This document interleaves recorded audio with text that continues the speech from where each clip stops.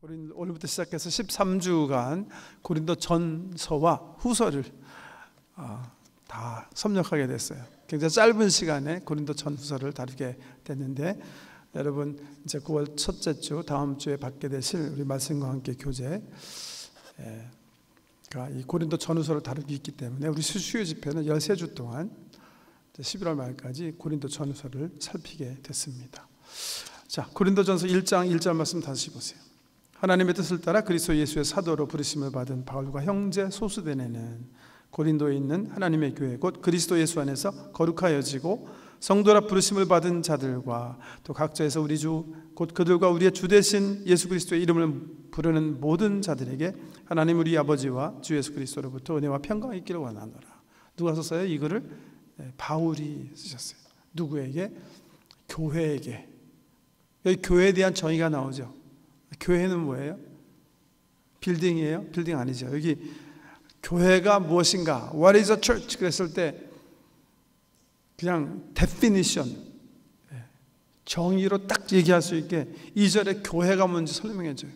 고린도에 있는 하나님의 교회 곧 그리스도 예수 안에서 거룩하여지고 성도라 부르심을 받은 사람들이다. 그렇게. 그리고 각처에서 우리 주 곧 그들과 우리의 주 되신 예수 그리스도의 이름을 부르는 모든 자들이 교회다.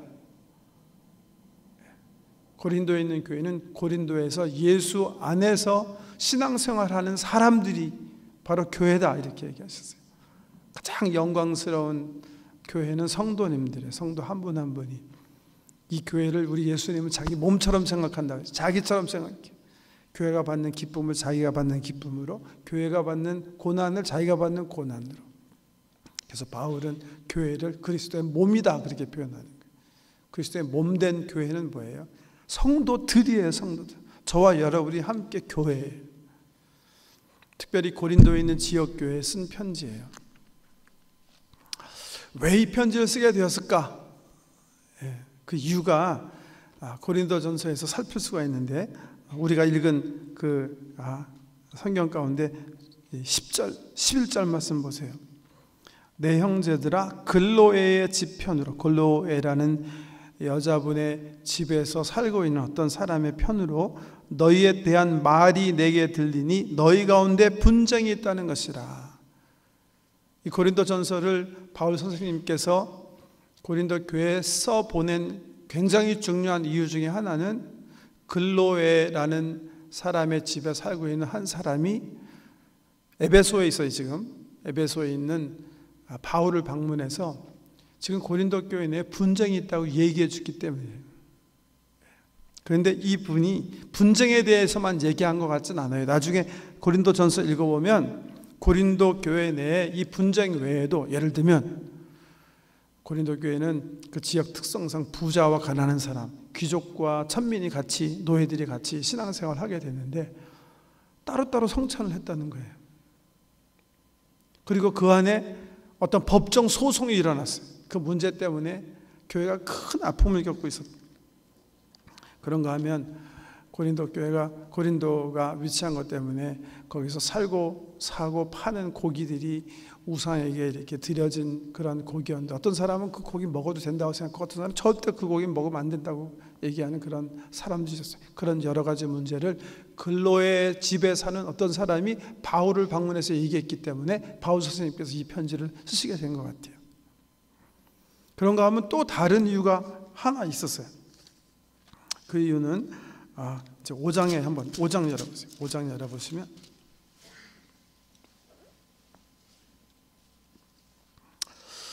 (5장 9절) 말씀 한번 보세요. 내가 너에게 쓴 편지에 음행하는 자들을 사귀지 말라 하였거니와 이 말은 이 세상에 음행하는 자들이나 탐하는 자들이나 속여 빼앗는 자들이나 우상 숭배하는 자들을 도무지 사귀지 말라 하는 것이 아니니. 왜 쓰신 것 같아요? 이 편지를 보니까 9절에 내가 너에게 쓴 편지에, 그러니까 이 고린도전서 쓰기 전에 바울 선생님께서 고린도 교회에 쓴 편지가 또 있다는 얘기죠. 그죠? 그런데 그 편지 내용이 음행에 관한 거였는데 고린도 교인들이 어떻게 했던 것 같아요? 뭔가 조금 오해한 것 같아요. 이 바울 선생님의 그 첫 번째 편지의 의도를. 그 이유 때문에 다시 사도께서 이제 자기 쓴 편지에 대해서 이렇게 부연 설명하기 위해서 이 편지를 또 쓰신 것 같아요. 그런가 하면 7장 1절 한번 보세요. 7장 1절. 7장 1절 보세요. 너희가 쓴 문제에 대하여 말하면 남자가 여자를 가까이 아니함이 좋으나 음행을 피하기 위하여 남자마다 자기 아내를 두고 여자마다 자기 남편을 두라. 7장 1절에서 다시 뭐예요? 너희가 쓴 문제에 대해서, 이 말씀으로 미뤄봐서 고린도 교회가 바울 선생님에게도 편지 보낸 게 있다는 거죠. 그죠? 바울도 편지 보내셨고 어떤 문제를 물어봤기 때문에, 그리고 고린도 교회도 바울 선생님에게 뭔가 조언을 받기 위해서, 충고를 받기 위해서 편지를 쓰신 거예요. 이런 이유 때문에 바울 선생님께서 고린도 교회에 편지를 쓰신 거예요. 이 편지를 쓰셨을 때 이 편지가 지금처럼 막 나중에 성경이 돼가지고 모든 사람이 다 읽을 줄 알았을까? 글쎄, 안 그랬었을 가능성이 더 많을 것 같아요.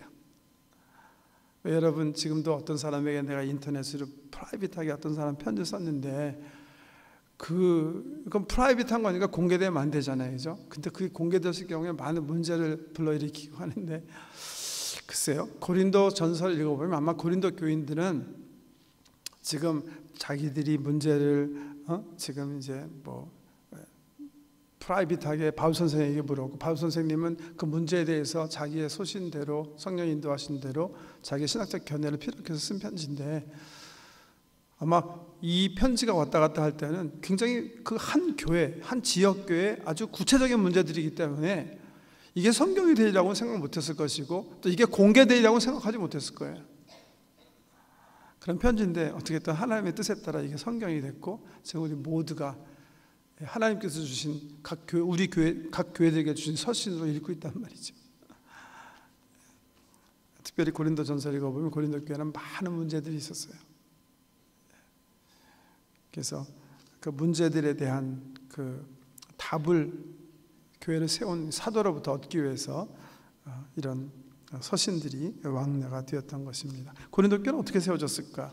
사도행전 18장 한번 열어보실까요?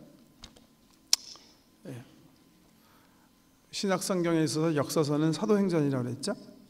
사도행전 18장 16장 이후부터 바울 선생님의 제2차 선교 여행이 시작이 되는데, 2차 선교 여행 때 바울은 터키 지방, 특별히 에베소를 목적하고 나가고 있었는데 하나님께서 문을 열어주지 않으셨어요. 그러다가 드로아의 지방에 있을 때, 드로아라는 데에 있을 때 환상을 보게 돼요. 마케도니아 사람, 그리스 북부에 있는 사람이 건너와서 우리를 도우라 하는 그 비전을 보고 제2차 선교 여행 때, 하나님의 뜻이 이 소아시아에 있지 않고 터키에 있지 않고 유럽에 있구나 해서 넘어가서 본격적으로 제2차 선교 여행이 펼쳐지는데, 그게 바로 그리스예요. 그리스의 북부를 마게도니아라고, 남부를 아가야라고, 북부에서 빌립보, 데살로니가 선교 마치고 아테네 선교를 했어요. 아테네 들어가서 선교를 했어요. 아테네 마치고 지금으로 얘기하면 아테네에서 한, 글쎄요, 차 타고 한 30분에 45분 정도 가면 있는 도시가 고린도예요. 고린도. 지도 한번 보여주실래요?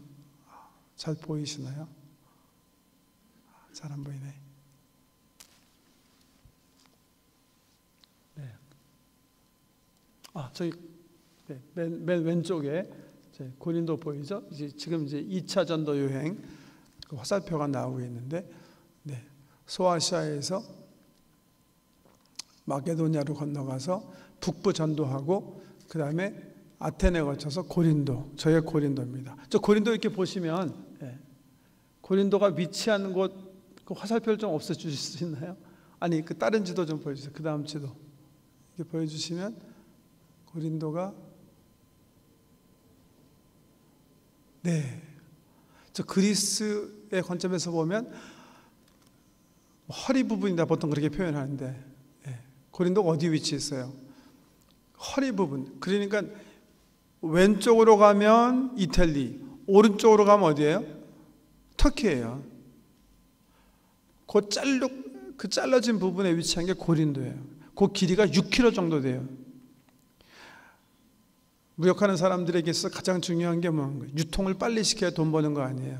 그래서 여러분 고대 사회에서는요, 사람들이 고린도 항구에 배를 대고 배를 끌어올려 가지고 철도를 사용해서 터키 쪽으로 나가게 했어요. 지금은 1893년에 드디어 고린도 운하, 지금 가보시면 이제 세계 3대 운하 가운데 하나인 고린도 운하가 뚫려 있어요, 저기에. 그래서 이쪽으로는 아가해, 이쪽으로는 이온해. 그 사이가 이제 바다가 뚫려가지고서는 운하가 6km 정도 뚫려 있어요. 그러니까 저 폭이 6km 정도 되는 거예요. 짧고 긴 그런 지금은 운하, 터널이 이렇게 뚫려 있는 부분인데요. 고린도가 저기에 위치해 있었어요. 그렇기 때문에 고린도는 문화의 도시였죠. 무역의 도시였고 상업이 왕성한 곳이었고 그러니까 유럽과 아시아 문화가 이렇게 만나는 그런 요충 지역이었어요. 옛날에 항구 도시, 저런 문화가 만나는 도시에는 주로 어떤 일들이 많이 일어나요? 굉장히 이렇게 문란한 일들이 많이 일어났어요. 그래서 지금도 이제 코린티안 그러면 굉장히 이렇게 성적으로 문란하다는 텀의 은어로도 사용할 정도로 이 고린도는 성적으로 굉장히 문란한 그런 도시였어요. 저기에 바울 선생님께서 제 2차 선교 여행 때 방문하셔서 교회를 세우십니다. 그 내용이 사도행전 18장에 있으니까 한번 살펴보시죠. 네. 사도행전 18장 1절. 그 후에 바울이 아덴을 떠나 고린도에 이르러 아굴라라 하는 본도에서 난 유대인 한 사람을 만나니 글라우디오가 모든 유대인을 명하여 로마에서 떠나라 한 고로 그가 그 안에 브리스길라와 함께 이달리아로부터 와 새로운지라 바울이 그들에게 가매 생업이 같음으로 함께 살며 일을 하니 그 생업은 천막을 만드는 것이더라. 안식일마다 바울이 회당에서 강론하고 유대인과 헬라인을 권면하니라. 실라와 디모데가 마게도니아로부터 내려오매 바울이 하나님의 말씀에 붙잡혀 유대인들에게 예수는 그리스도라 밝히 증언하니 그들이 대적하여 비방하거늘 바울이 옷을 털면서 이르되 너희 피가 너희 머리로 돌아갈 것이요 나는 깨끗하니라. 이후에는 이방인에게로 가리라 하고 거기서 옮겨 하나님을 경외하는 디도 유스도라 하는 사람의 집에 들어가니 그 집은 회당 옆이라.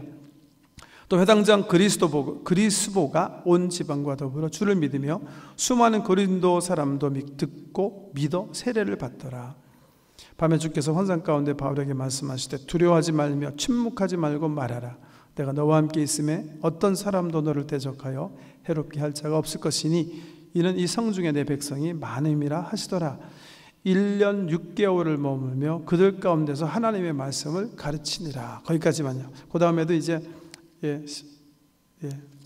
18절에 이제 바울이 작별하는데 아데네 다음에 들어가서 맨 처음에는 늘 바울이 하는 대로 유대인들이 모이는 회당에 가서 복음을 증거했어요. 그런데 유대인들이 복음을 받지 않습니다. 그래서 다시 결단하고 이방인들에게 가죠. 그래서 고린도 교회는 구성원이 아마 이 사도행전 18장에 근거하면 주로 이방인들이었을 거예요. 유대인 중에서는 유대인 회당장이 감사하게 예수님 믿고 바울을 도왔다 그렇게 되어 있고 나머지 유대인들은 완고하게 바울이 전하는 그 복음을 이단적이라고 생각해서 복음을 받아들이지 않았어요. 고린도 교회는 말씀드린 것처럼 상업도시였고 무역도시였었어요. 그래서 정말 돈 많은 사람도 있고 아주 가난한 천민들도 있고 장사 권세가 있는 귀족들이 있는가 하면 굉장히 평범한 사람 그리고 노예들도 있는 그런 지역이었는데 그런 사람들이 함께 모여서 성립된 교회가 바로 고린도 교회입니다. 자, 오늘 고린도 교회의 그 백그라운드에 대해서 이제 말씀을 드렸는데요. 이제 구체적인 내용 이제 오늘 읽어드린 본문 말씀의 내용으로 바울이 지금 이제 다루고 있는 첫 번째 문제에 대해서 잠깐 말씀을 나누도록 하겠습니다. 1장부터 4장에 걸쳐서 사실은요 바울이 제일 처음 다루는 문제는 고린도 교회의 분쟁의 문제. 자, 말씀 보세요. 10절에 1장 10절. 형제들아 내가 우리 주 예수 그리스도의 이름으로 너희를 권하노니 모두가 같은 말을 하고 너희 가운데 분쟁이 없이 같은 마음과 같은 뜻으로 온전히 합하라. 내 형제들아 글로의 지편으로 너희에 대한 말이 내게 들리니 곧 너희 가운데 분쟁이 있다는 것이라.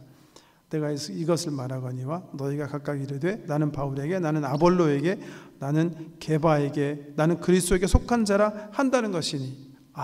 그렇죠? 지금 네 분파로 고린도 교회가 나눠져 있습니다. 그렇죠? 바울파, 게바파, 아볼로파, 그 다음에 게바, 시몬 베드로파죠.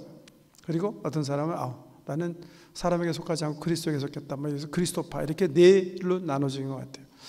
성경학자들은 이 말씀을 근거로 해서 고린도 교회가 사실은 이 리더 중심으로 네 가정교회로 나눠져 있었다, 이렇게 판단들을 하는 것 같아요. 그래서 한 가정교회당 한 30명 정도 모였다고 생각하고, 고린도 교회 성도님들이 총합해서 한 120명 정도 되는 그런 교회가 아니었을까, 그렇게 추측들을 합니다. 어쨌든 중요한 거는 교회가 지금 네 사람의 그 리더 중심으로, 또 너는 누구 쪽에 있냐? 나는 바울 쪽에 있다. 너는. 제가요, 우리 교단의 노회에, 요새는 정말 우리 노회에 속한 교회들이 참 분쟁이 없고 참 은혜 가운데 다 성장하고 있어서 얼마나 감사한지 모르는데요. 제가 지난 23년 동안 이렇게 목회하면서 노회원으로 우리 노회 교회 내에 분쟁이 있기 때문에 그 분쟁 해결을 돕도록 하명을 받았기 때문에 가서 섬긴 적이 한 3번 정도 됩니다. 근데 예나 지금이나 분쟁이 있는 그 교회에 가면 그 들리는 말이 굉장히 새로워요. 근데 여기 있는 말과 비슷해요. 그래서 이제 우리 분쟁 해결을 위한 그 노회 파송단을 보통 이제 커미셔너들이다 그러는데, 커미셔너들도 분쟁에 임박할 때 그런 말을 사용할 수밖에 없어요. 누가 와서 얘기하면 이 사람이 누구에 속한 사람인가? 이 사람이 김 목사 사람인가? 아니면 지금 연락에 반대하고 있는 박 장로 소속된 사람인가? 아니면 지금 이제 김 장로님과 지금 박 장로님 싸우고 이 사람이 김 장로 사람인가? 아니면 박 장로 사람인가? 참 이런 말이 들리는 교회는 정말 좋지 못한 교회인 줄 믿으시기 바랍니다. 이런 말은 들리질 말아야 돼요. 들리질 말아야 돼요. 근데 지금도 똑같아요. 제가 지금 3번 커미셔너로 일한 어떤 교회 기억들을 보면 가면 항상 그 얘기예요. 누구에게 속한 사람인가? 사실은 그 말 자체가 발상의 그 문제의 그 원인이겠죠, 사실은. 이 교회가 바로 그런 문제가 있어요. 누구에게 속? 어떤 사람은 나는 바울 뒤에 섰다. 나는 그 시몬 베드로. 그 당시에 가장 수제자로서 교회 최고의 지도자로 있었던 그 사람에 속했다. 아볼로는 사도행전 19장에 보면 아볼로는 굉장히 지성인이었어요. 아주 그냥 성경 지식이 해박하고 철학에 능한 사람이라 아마 말씀을 잘 강론했던 그런 사람이었을 거예요. 그러니까 소위 이제 지식파들은 또 아볼로, 무식한 것들이 어떻게 내가 지식파 따로 모였고, 또 어떤 사람들은 밑사원에도 싫고 지식파도 싫고 교회 가장 능력 있는 최고의 스타도 싫고, 나는 이제는 우리끼리 모여서 우리가 순장로 교회다 그런 거 있지 않습니까? 우리만이 순수한 순자까지 하나 더 붙여 또 한 번 하고, 그런 파로 이렇게 네 개로 나눠졌다. 참 불행한 일들을 이제 경험하게 되는데요. 오늘 또 두 번째 모임이 있기 때문에 말씀을 길게 드리지 못하는데요. 궁극적으로 바울이 이 문제에 대해서 어떻게 접근하시는가, 두 가지 관점에서 한번 보세요. 하나는 바울도 사람이니까요. 자기 줄 선 사람, 자기 뒤에 줄 선 사람들 있잖아요. 그 사람 옹호합니까? 뭐라 그래요? 여기 보면 바울이 옹호하지 않아요. 지금 이분들의 어떤 문제 가운데 하나는 이제 이 분파를 나누면서 너 누구한테 세례 받았냐? 너는 시몬한테 받았냐? 나는 바울에게 받았다. 그래? 나는 아볼로에게 받았다. 이러면서 이 누구한테 세례 받았는가, 어떤 목사한테 세례 받았는가 때문에 또 이렇게 갈라지고 있었던 그런 양상인데요. 바울이 그렇게 얘기하는 거예요. 이 바울의 이 성숙함입니다. 예, 13절에 그리스도께서 어찌 나뉘었느냐? 바울이 너희를 위하여 십자가에 못 박혔으며 바울의 이름으로 너희가 세례를 받았느냐? 나는 그리스보와 가이오 외에는 너희 중 아무에게도 내가 세례를 베풀지 아니한 것을 감사하노니 이는 아무도 나의 이름으로 세례를 받았다 말하지 못하게 하려 함이라. 내가 또한 스데바나 집사람에게 세례를 베풀었고 그 외에는 다른 누구에게 세례를 베풀었는지 알지 못하노라. 특별히 자기를 따르는 사람들에게 야, 내가 정말 적게 세례한 게 정말 큰 은혜다. 너희가 세례받은 사람 바보처럼 나는 바울에게 받았기 때문에 라고 말하는 사람이 없는 게 참 나에게 큰 은혜다. 내가 정말 세례 많이 안 하길 정말 잘했다. 그렇게 항변하고 계시는데요.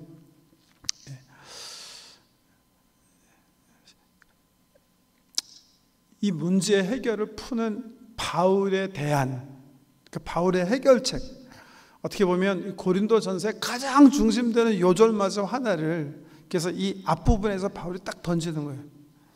17, 18절에 있는데 읽어드릴게요. 그리스도께서 나를 보내심은 세례를 베풀게 하려 하심이 아니요 오직 복음을 전하게 하려 하심이되 말의 지혜로 하지 아니함은 그리스도의 십자가 헛되지 않게 하려 함이라.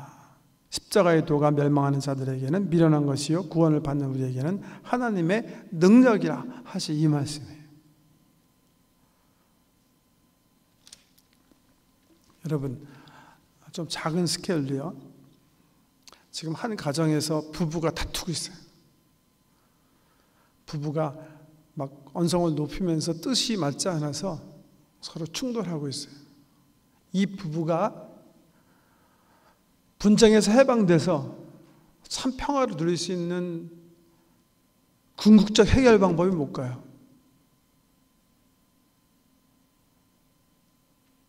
이 바울이 던져주는 거예요. 이게 바로. 싸움은 왜 하냐면 헤드십 때문에 하는 거거든요. 누가 맞냐, 누가 위냐, 누가 옳으냐, 이거의 싸움이거든요. 가정에서도 마찬가지고 교회에서도 마찬가지고요. 그런 가정 공동체, 그런 교회 공동체가 이런 아픔으로부터 해방될 수 있는 궁극적인 해결책이 뭐예요? 헤드십 문제예요. 이게 뭐죠? 남편의 헤드가 그리스도이고 아내의 헤드가 그리스도이면 되는 거예요. 누가 우리 가정의 헤드이냐에서부터 그 고백이 그 헤드의 대상이 당신도 아니고 나도 아니고 예수 그리스도가 우리의 주인이시고 예수 그리스도가 우리 가정의 머리이시다라는 고백이 있어야. 그래서 두 사람의 생각이 그리스도 생각으로 썸밋돼야. 그래서 바울이 가정을 얘기할 때 에베소서 5장 22절에 보면 뭐라 그러죠? 그리스도를 경외함으로 뭐예요? 피차 복종하십시오. 그 다음에 22절에 보면 뭐라 그래요? 아내들이여 주를 경외함으로 남편에게 복종하십시오. 그렇게 얘기하는 거예요. 그 전에 일반적인 서술을 하셨다 그랬죠. 주 안에서 주님을 경외함으로 피차 복종하십시오. 주님 왜? 주님이 머리시기 때문입니다. 주님이 헤드이기 때문입니다. 옛날에요, 제가 우리 선배 목사님에게 드린 얘기인데, 우리 한국에서는 그 노회에서 장로님을 세울 때 시치를 한다 그래가지고서 이제 시험도 보고 또 노회 목사님들이 나가가지고 그 장로님들 인터뷰에서 또 이렇게 그 질문을 해요. 성경에 대해서도 묻고 신앙에 대해서 묻고 등등 여러 가지 묻는데, 옛날에 그랬다는 거죠. 옛날에 아직은 정말 우리 한국 교회가 성숙하지 못했을 때, 그때 목사님들이 소위 장로를 잡기 위해서 장로들 시치할 때 꼭 빼지 않고 물어보는 질문이 있었대요. 그게 뭐냐 하면 교회의 주인은 누구시냐 이거예요. 정답이 뭔지 아세요? 예, 놀랍게도 아직 한국 교회가 성숙하지 못했을 때 그 정답은 목사들이 물어봤기 때문에 목사라는 거예요. 근데 장로님들은 그 시추에서 그렇게 대답한대요. 목사님들은 또 사역하시다 딴 지역으로 가실 수 있으니까 교회 주인은 장로다. 그렇게 되면 이제 큰일 난다는 거죠. 정말 우리 한국 교회가 성숙하지 못했을 때, 정말 무지했을 때, 성경에 대해서 몰랐을 때, 자, 그런 비슷한 현상을 이제 지금은 또 뭐 많이 변하셨겠습니다만은 중국 교회 가서 많이 경험해요. 10년 전, 12, 13년 전 중국에 처음 들어가서 지하교회들 또 거기 초석교회들 이렇게 방문해 보면 아직도 그 수준이에요. 누가 주인이냐? 응? 교회 지금 빌딩에 자기 집에서 지금 교회를 호스트하고 있는 장로가 주인이냐? 아니면 신학교 갓 나온 전도원이 주인이냐? 이 문제로 첨예한 대립의 양상을. 교회의 주인은 누구세요? 누구세요? 예수 그리스도시. 머리 대신 그리스도. 3장에 보면 그래서 바울이 고백하죠. 아볼로가 무엇이고 바울이 무엇이냐? 우린 머리 대신 그리스도의 노예들이다. 노예놈들이다. 종놈들이다. 다 쪼그대로 시도해야 돼요. 고백하는 거예요. 그리스도의 사역자도 그렇게 고백하면서 살아야 돼요. 장로님이건 권사건 목회고 우리는 왕 대신 그리스도를 섬기는 종놈들입니다. 그거에 불과합니다. 우리의 목적은 그리스도를 영화롭게 하고 그리스도의 이름을 높이고 그리스도의 뜻에 순종하는 것입니다. 그것일 뿐입니다. 이게 선제가 되면 분쟁이 없는 거예요. 내 뜻이 중요한 게 아니라 그리스도의 뜻이 중요한 거예요. 내 영광이 중요한 게 아니라 그리스도의 영광이 중요한 거예요. 내 자존심이 중요한 게 아니라 그리스도의 존재감이 중요한 거예요. 그리스도 안에서 통일입니다. 우리가 예수 그리스도 왕 되신 주님 앞에 서로 그를 경외함으로 피차 무릎을 꿇을 때 그 안에서 팩스 로마나도 아니고 팩스 아메리카나도 아니고요. 로마 밑에 평화도 아니고 미국 밑에 평화가 아니고 예수 밑에 평화. 진정한 왕 대신 예수 그리스도의 평화를 누리게 될 것입니다. 좀 구체적으로 하면 전 그렇게 생각해요. 그러기 위해서 각 사람이 해야 될 건 뭐예요? 성경 말씀 속에 하나님 말씀 속으로 들어가는 거예요. 말씀 속으로.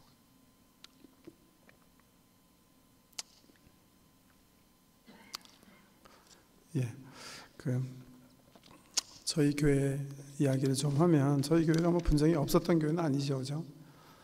분쟁이 적지 않게 있었던 그런 교회고 우리 교회 역사에 보면 한인 장로교회와 분리, 또 우리 교회에서 중부 장로교회, 지금 명성교회가 됐습니다만 그 후에는 또 하늘교회, 지금 하이파교회 여러 가지 분리의 역사도 있었고 다툼과 아픔이 있었어요. 저는요, 제가 용서하고 드십시오. 제 교회 이렇게 이 귀한 교회를 하나님께서 이제 사역하라고 보내주셨을 때 그 문제 때문에 많이 고민하면서 기도했어요. 어떻게 해야 될 것인가? 어떻게 해야 될까? 근데 제 분별은 두말할 것도 없이 어떻게 하면 우리가 다 함께 그리스도 왕권 앞에 순종하는 교회가 될 수 있을 것인가요? 그러기 위해서 목회초에 제일 처음 선택한 게 뭔지 아세요? 그게 소그룹이에요. 그게 오늘 다시 계약하는 촌이에요. 제가 공부하고 배운 대로는 우리 성도님들이 가장 자기의 삶을 말씀에 세울 수 있는 지름길은 소그룹이라고 생각합니다. 일방적으로 제가 말씀하는 거 듣기만 해서는 정말 우리 각자의 삶을 말씀에 세우기가 그게 쉽지 않는 반면에 소그룹을 모여서 말씀을 연구하고 생각해보고 나누고 특별히 그 말씀을 또 가리키는 그런 지도자들은 다른 어떤 사람보다도 더 빨리 자기 삶을 자기도 모르게 말씀에 수하게 된다는 어떤 학문적인 그리고 성경적인 어떤 그런 결론 때문에 제일 처음 시작한 게 소그룹 성경 공부. 저는 그렇게 생각해요. 제가 우리 교회의 어떤 그 목회를 이렇게 판단해 보면 우리 교회가 소그룹 성역 공부에 힘쓰기 시작하고 한 3년, 좀 더 길게 시작하고 한 5년 정도 됐을 때 우리 교회를 섬기는 종들이 드디어 하나님의 말씀에 잡히기 시작했다. 저는 그렇게 생각해요. 최소한도 자기 위에 타고 오른 게 있어요. 하나님의 말씀. 이게 돼야 왕 대신 우리 예수님과 우리 관계가 아주 건강하게 설립이 되는 거예요. 우리 아직도 기질도 남아있고 옛 그 좋지 못한 성품들도 남아있어요. 그렇지만 그 위에 타고 올라오는 게 하나 있어야 돼요. 그게 뭐예요? 왕의 입에서 나온 하나님의 말씀. 어떤 시츄에이션, 어떤 경우를 당하든지 하나님의 말씀이 내 삶을 통치하고 있어야 되는 거예요. 내가 그 권위 속으로 들어가기만 하면 되는 거예요. 그럼 소망이 있는 거예요. 가정도 마찬가지예요.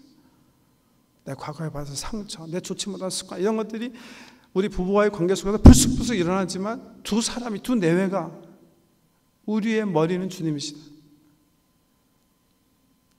그분 입에서 나오는 말씀을 사모하고 그분 안에서 해결책을 사모할 때 피스, 정말 지각에 뛰어나신 평강이 그 집안을 사로잡게 되는 것입니다. 그러기 위해서 어떻게 해야 돼요? 우리가 말씀을 사모해야 돼요. 오늘 특별히 촌장님들이 새로운 촌 시작하시는데 긍지를 가지시고 우리 교회를 세우시는 아주 가장 중요한 핵심적인 역할을 하시는 그런 사역입니다. 잘 감당하시기를 그리스도로 축복합니다. 시간이 많이 가서 제가 기도하고 주기도문을 폐하도록 하겠습니다. 아버지 하나님, 오늘부터 시작해서 고린도 전서를 읽으면서 주의 말씀을 받고자 합니다.